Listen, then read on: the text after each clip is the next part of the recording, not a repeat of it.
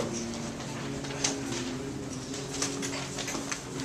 I got one. Everybody's got mine. Coach, what do you think it was down the stretch that did it for you? You finished on that strong run. What did you do over the last 7 minutes or so? What was the difference? Well, I thought, there were a couple big things that happened. They went up 9. We answered that run. I think that was critical, that we were in a position. We got to the bonus and the double bonus. That was helpful. We were really driving the ball. We were really trying to run, but I thought our zone was better in the beginning, and when they made their run, the zone was breaking down a little bit. We debated going back to the man, staying with the zone. We opted to stay with the zone. We made some adjustments and did a much better job. I thought, Jared's closeout was big, on Ross's 3.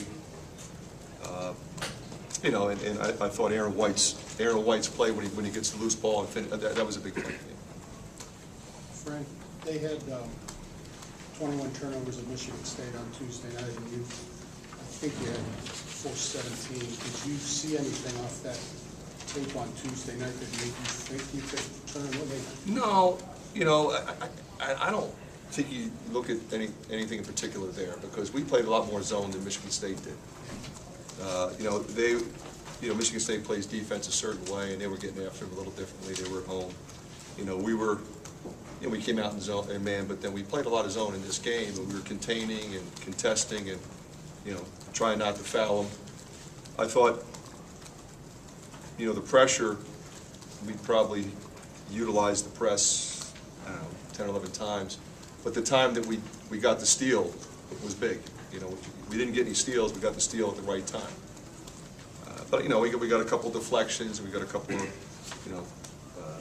of blocks, at key times, and it all sort of all came together, I think. Fran, several close calls have been well chronicled against teams that are now in the top 10. What was the difference? What will this win, you think, do for your team going forward? Well, clearly it's going to be good for our confidence level, because we have tremendous respect for everything that Dad's done since he got here. But this team in particular, I watched this team against Notre Dame. I watched them against Michigan State, and they're as a resilient a team as I've seen. They're as resilient a team as I've seen in a long time on film. So to beat them, you need to have those same characteristics. And I thought today we were incredibly resilient at various times in the game. And I think that is, for us, a sign of maturity and development. Offensively, you guys got out of the gate really strong. I think you may have scored on 7 or 8 of your first 10 possessions, and you're one of the most efficient offensive teams in basketball. Just what did you guys do to attack what they were trying to do defensively? They're known as one of the best defensive teams, and you guys put 84 points up on them.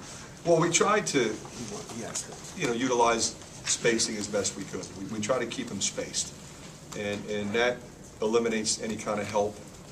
They're going to take advantage of their quickness. They're going to shoot gaps. They're going to chop on drives, from the next defender, and they're really good at that. And they get steals. And the thing that concerns us is when they get steals, it's usually layups. It's not just a turnover. Now we can guard them. You don't usually get to them. They're already gone, laying the ball up. So for us, we wanted good offensive execution in the beginning of the game. I thought Marvel in particular was spectacular. Curling in a lane, finishing at the rim, taking advantage of his size and his versatility. And again, we did share the ball as well, and I think that was a big factor in the game, the way we came out. Fran, you look at the grit you guys showed in the last 5 to 6 minutes. Wasabi, I think he had 4 rebounds off either free throws or misses. Can you just talk about the toughness you guys showed just to close out a game like that? Well, I think what happened, Scott, was we had a lot of guys do certain things. I thought Utah's baseline drive when we really needed a bucket. And shot fakes, Woody gets his 4th, I put Mel in, he immediately tips in a miss. I mean, when you're going down the stretch and you're trying to protect the lead, you tip in a miss. That's incredibly impactful in terms of momentum. And, I have a fresh Mel son there, I put him in, and he came up big for us. He had a block, and he had some traffic rebounds, made some free throws, thrilled for him. But that's the team we have. I can keep going there. And you look at a guy like Zach, and he couldn't get anything going tonight, but another night it could be him. That's the beauty of our team, I think. Coach, it's your biggest win since you've been at Iowa.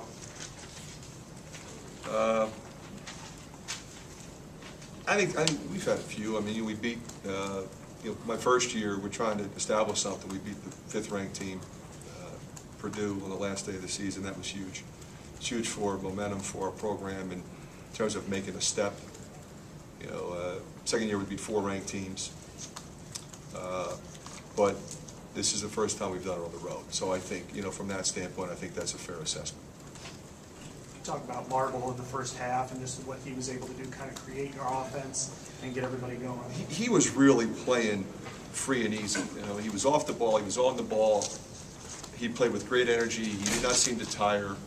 They were going after him. They put Kraft on him. Essentially to try to shut him down. He just kept coming. And when he does that, it really reflects positively on the rest of the guys in terms of their confidence level and how they play. Coach, during recruiting, you saw something in Aaron White that a lot of other schools didn't. And he started out 2 years ago, he was really good, and he's gotten a whole lot better. Did you see all of this, and what is it that you saw in the first place? Well, when you have an opportunity to see a guy often in different situations, I think you're able to assess, obviously, his character, but his skill set, his intangibles. I mean, he's got great feel for how to play. There are things that you just cannot teach that he does innately. And now you couple the fact that he's long and he's athletic. But, you never really know until you get a guy here how he's going to perform in this type of environment. And from the minute he got to this level, he thrived in these kinds of games. You're talking about games or workouts his freshman year? I'm talking about just games at this level, okay? When you're playing in front of this type of crowd on the road, I mean, we beat Wisconsin that first year on the road, and he was amazing. He came off the bench. I wasn't even starting him then, and probably should have been. So, not surprised at where he's come, to be honest with you, but obviously thrilled we have him.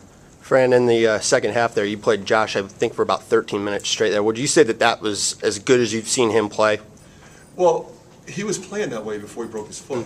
He really was. I mean, he had an unbelievable foreign trip. He was one of our best players in practice, and then he breaks his foot just 8 or 9 days before the first game, and he can't play in the first 10 games. And, he's a little rusty, but he just knows how to play.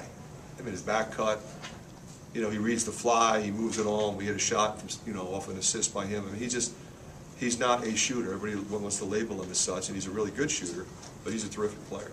Frank, you touched on this, but you were down 9. At that point in the game, you were 1 of 10 from 3, and you hit 3 straight threes in 3 possessions. Is that kind of your team? You keep looking for something that's going to click?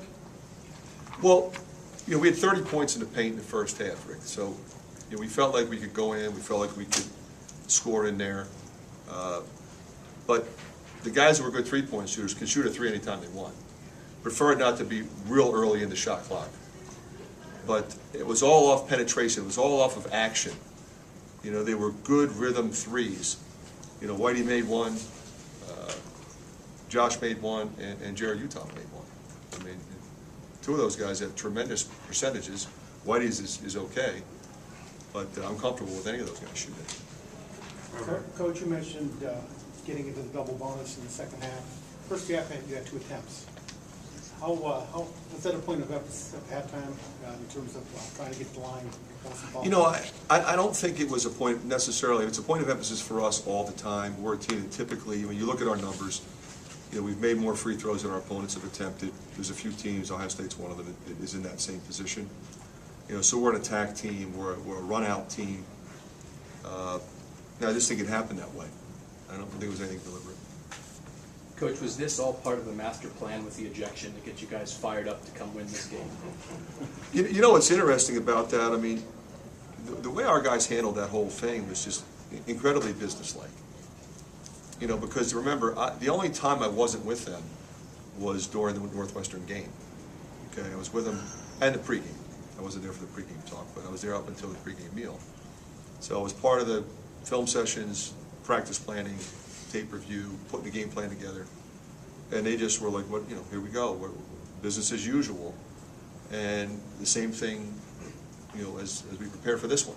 I mean, believe me, they're aware of Ohio State and what they've done and what that's built. They're very well aware of that, and have tremendous respect for it. And it takes an incredible amount of character and toughness to handle that and get through the whole week, and then the game prep, and then the game itself.